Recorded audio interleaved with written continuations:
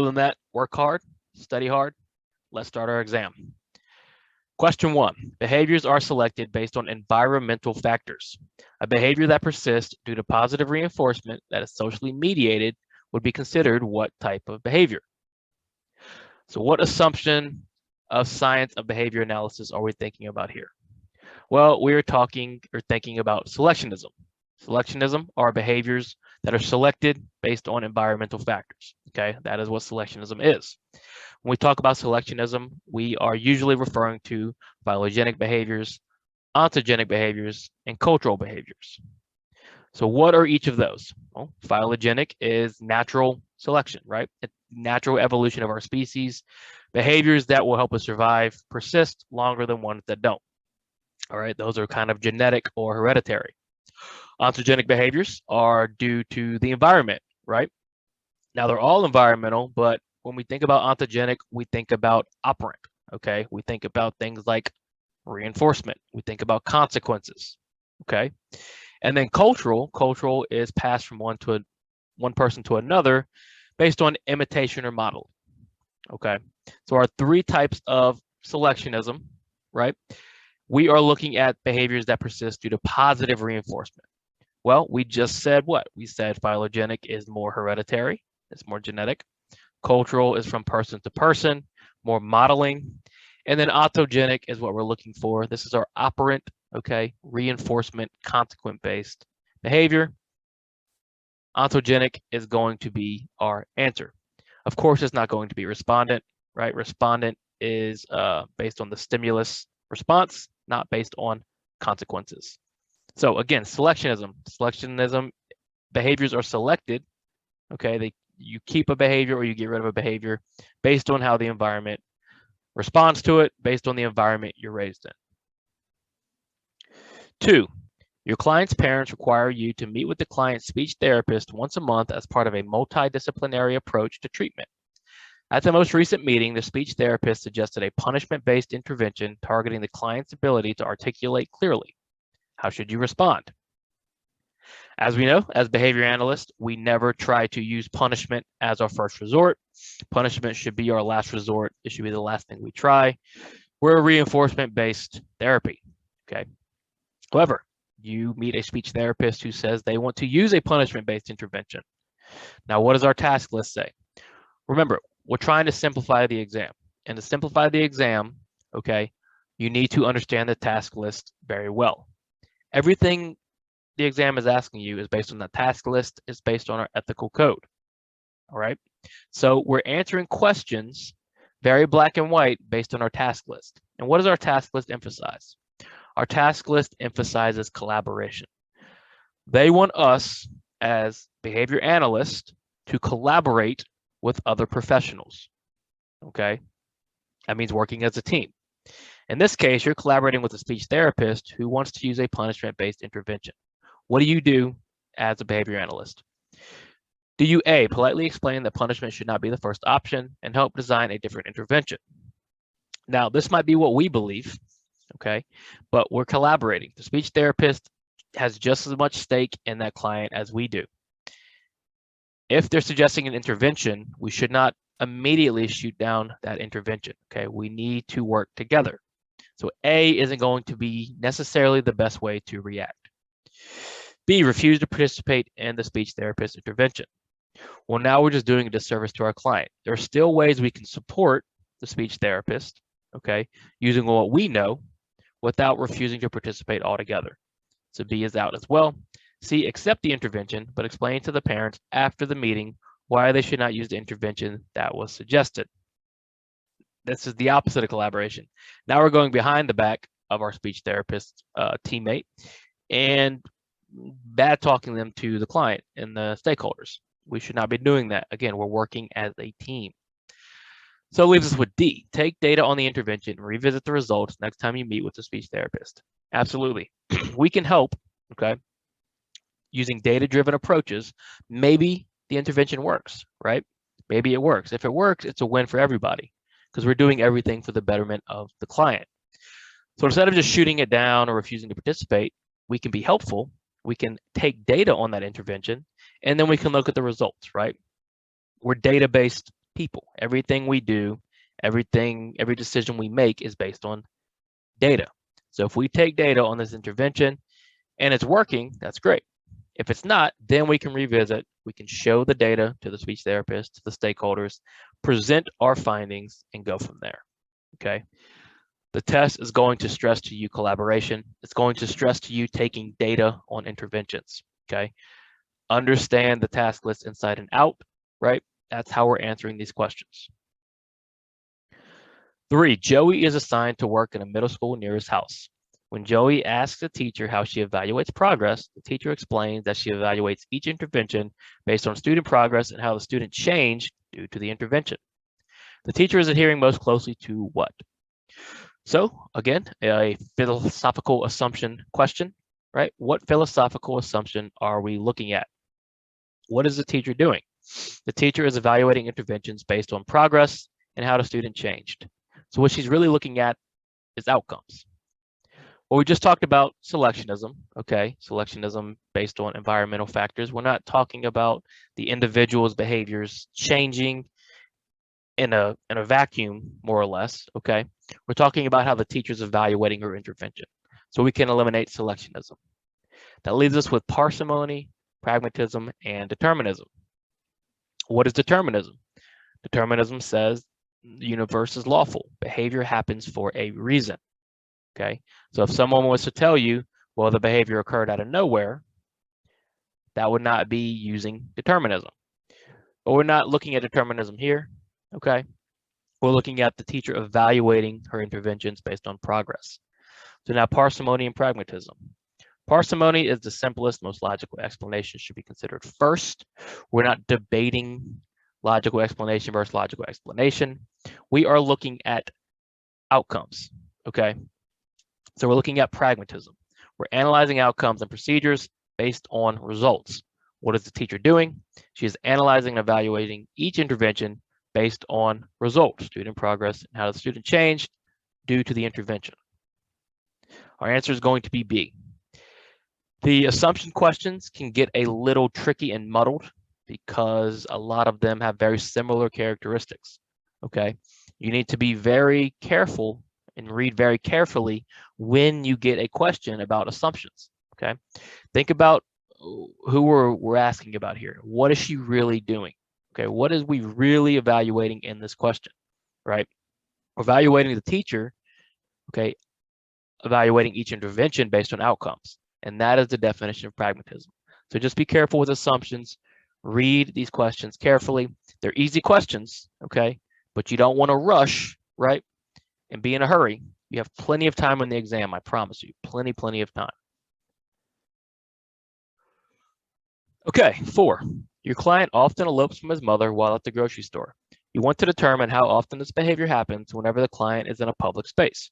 You sit down with the client's mother and ask her what usually occurs before and after the behavior and how she responds. What type of data are you taking?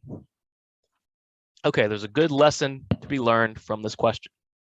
A big misconception about the exam is that every question on the exam is going to be the hardest question you've ever seen in your life. That's just not the case. It's a long exam. There are a lot of questions. A lot of the questions are pretty easy. You've done the work, you put in the time. Don't overthink the easy questions. With that said, okay, don't be in a rush. Don't assume the question is easier than it is. Always read all of your answer choices. So let's look at this question.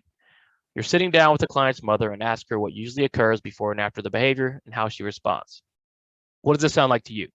It sounds like you're trying to figure out antecedents and consequences. So if we look at A for what type of data we're taking, well, we have ABC data, okay? However, what are we doing? Are we observing the client actually performing the behavior, or are we interviewing the client or the stakeholder? Or conducting an interview. So we're not actually taking ABC data. We're interviewing, we're asking about ABC data, but ABC data is direct data, okay? So be careful. Don't rush and look at usually occurs before and after. Pick ABC and then move on, okay? ABC looks like an okay answer now, but is there a better answer? Always read all of your answer choices. Are we looking at frequency data? Are we counting anything? No, we're not counting anything. We can obviously eliminate frequency. Again, We're not taking direct data, and frequency is direct, so we can eliminate frequency. So we have C, indirect data. Are we taking indirect data? Yes. We are interviewing the client's mother. This is indirect data or data, all right, that we're taking, okay? Tricky question if you're rushing. Don't immediately see ABC and pick it. We're not taking direct data, so we can eliminate interval, frequency, and ABC data. We're just left with indirect. So our answer here is C. Again, be very careful, move slowly, read all of your answer choices, and pick the best answer. 5, which of the following answer choices is the ultimate goal of stimulus equivalence? Stimulus equivalence, of course, is going to be our matching, right? A equals A equals B, A equals B equals C. Okay, what is our ultimate goal here of stimulus equivalence? These questions give a lot of trouble, or give people a lot of trouble on the exam. The best advice is, if you get an actual question breaking down equivalence, is to write it out, right? Map it out. You have plenty of time. They give you sheet paper, scratch paper, use it. But if we're just looking for the ultimate goal of stimulus equivalence, what is that goal? Well, A, transitivity, is going to be the highest level of stimulus equivalence. That's saying if A equals B and B equals C, then A equals C. That's how we generalize. That's how we go from matching a picture of a dog to the word dog, and then going outside, seeing a dog, and saying dog. That's what we mean with stimulus equivalence, okay? This kind of birth of a new response, okay, based on these basic stimulus equivalence drills like reflexivity and symmetry. So the ultimate goal of stimulus equivalence is really transitivity. And then reactivity, of course, is unrelated. That's, of course, when you are observing somebody, their behavior is going to be affected by your presence, by the knowledge of being observed, okay? So remember, reflexivity and symmetry build up to transitivity. This is our ultimate goal of stimulus equivalence. 6, Abe and his family opened presents on Christmas morning. Abe's dad always has a trash bag ready to pick up wrapping paper once it is discarded. It typically takes Abe's dad less than 5 seconds to begin picking up a piece of trash once it is thrown on the ground. What is being measured here? Simple measurement question, simple direct measurement question. Don't overthink it. What are we measuring here? Well, in measurement questions, what are we trying to identify first? We always want to identify first who our learner is, or who are we looking at? Well, we're looking at Abe's dad, okay? And Abe's dad is picking up trash, and we're looking at the time in between the trash being thrown on the ground and Abe picking that trash up, okay? So what are we looking at? Are we looking at latency? What is latency? Latency is the time in between the SD and the start of the response. In this case, what is the SD? The SD is the trash being thrown on the ground. The response is Abe's dad picking up the trash, okay? And what is our latency? Our latency is going to be 5 seconds. So what is being measured here? Latency, okay?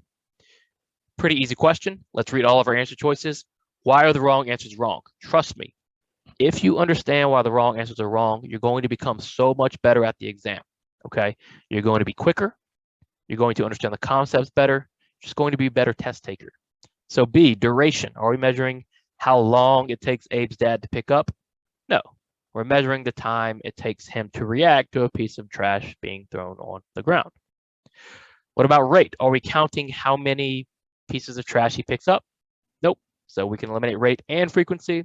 Again, our best answer here is going to be A, latency. Continuing, 7, what is the best description of what we consider private events and applied behavior analysis? So what do we know about private events? We know they were founded with radical behaviorism. We know we do consider them behaviors. We know they're internal events. We know they're unobservable. We know that we typically don't use them when making our treatment plans. So we know all these things. And that's a good way to do it when you're studying is when you get a question, before you go to the answer choices, start asking yourself, what do I know about whatever they're asking about? If they're asking me about reinforcement, if they're asking me about differential reinforcement.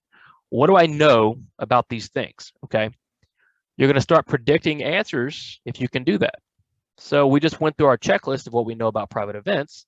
So we're going to be able to start predicting this answer. Okay, so we're looking for the best description of what we consider private events. A, private events are events that occur within a person and are only observable to that individual. Absolutely.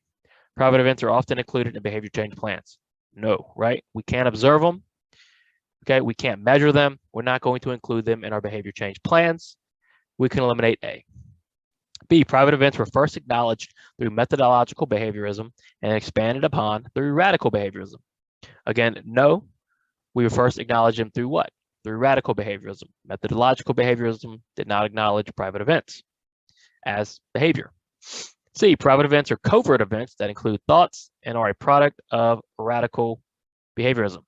Yes, okay. They're hidden events, only observable to the person engaging in that behavior, and they are a product of radical behaviorism. C is going to be our best answer. D, private events are not considered behavior in applied behavior analysis. Incorrect, they are considered behavior. We just don't observe them. We can't measure them. Therefore, we don't typically include them in behavior change plans. What is the best description? It's going to be C. Joshua works as part of a research team at his local university. For the past 5 months, Joshua and his team examined the impact of deprivation on the behavior of mice living in a shared space. Joshua and his team then wrote a report on their findings. Joshua participated in what? We have our different branches of behavior analysis that we want to be familiar with. Conceptual analysis, experimental analysis, applied behavior analysis, and then practice guided by behavior analysis. Practice guided is the easiest one. This is actual implementation, is typically what our technicians are doing. Sometimes what we're going to be doing if we work directly with the client. Practice guided is all of our hard work, all of our research, all of our studying is actually put into practice, okay, in a real life client scenario. Now what Josh is doing here, Josh is a research team. He is researching, okay? Conceptual analysis of behavior is the theory behind it, right? It's thinking about behavior. It's talking about behavior, okay? Josh is actually conducting research. So when we talk about research, all right, we're talking about experimental analysis or, of course, applied behavior analysis. What is the difference? The difference is typically the settings and your subjects. In experimental analysis of behavior, you're typically working in a laboratory, and your subjects are typically going to be animals.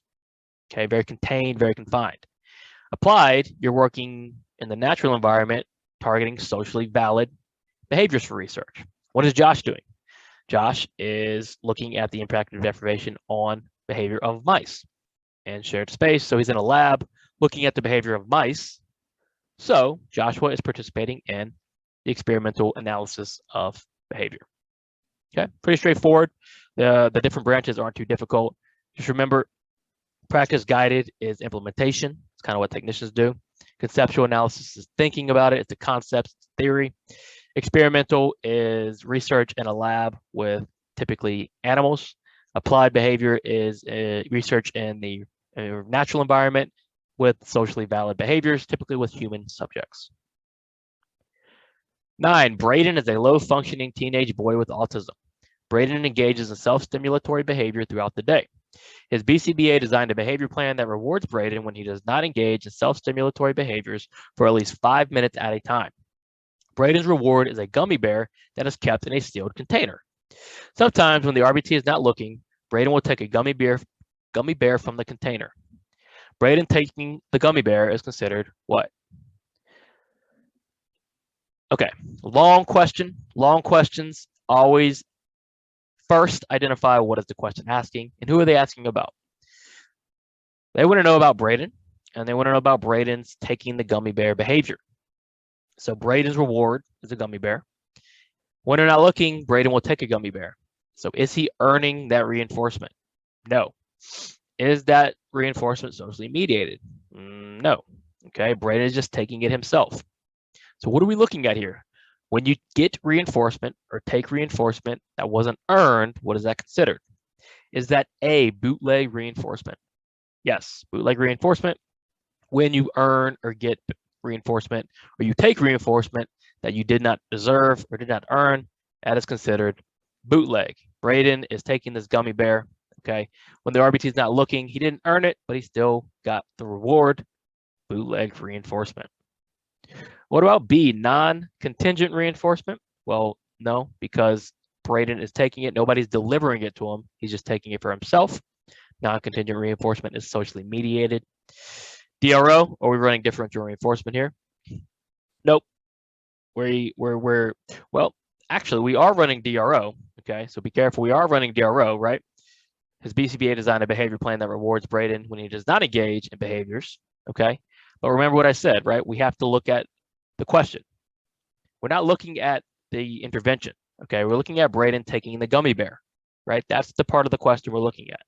So be careful. Again, be careful. A long question with a lot of information. What does the question want to know about? The question wants to know about Braden taking that gummy bear. So we're not concerned with the DRO intervention. We're concerned with the bootleg reinforcement. And then D, negative reinforcement. No, nothing's being removed from Braden to increase behavior. That Braden is just simply taking the gummy bear when he didn't earn it, considering it bootleg reinforcement. And then 10, Tiffany is an RBT. Tiffany, an RBT, implements every treatment plan with fidelity. She takes feedback well and adjusts her service accordingly. Tiffany has worked with the same client for 6 months on social skills. However, the client still does not have friends and is unable to hold a conversation. What dimension of behavior analysis does service lack?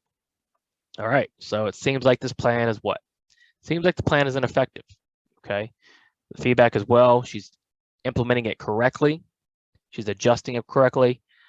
The client is just not getting it, right? They're still not making friends. They can't hold a conversation. What is our service lacking? Is our behavior service lacking the behavioral dimension? No, right? We're targeting measurable, observable behaviors, okay? So we are working on the behavior. It's just not very effective, right? That's the key. It's not effective. Is it conceptually systematic? Nothing indicates it's not conceptually systematic. Conceptually systematic means it's based on ABA principles. Nothing says it's not, okay? We can't assume it's not conceptually systematic without more information. We can eliminate B as well. C, technological. Well, if she's implementing every treatment plan with fidelity, okay, the treatment plan, we can think it's pretty well written. However, we still don't have enough information.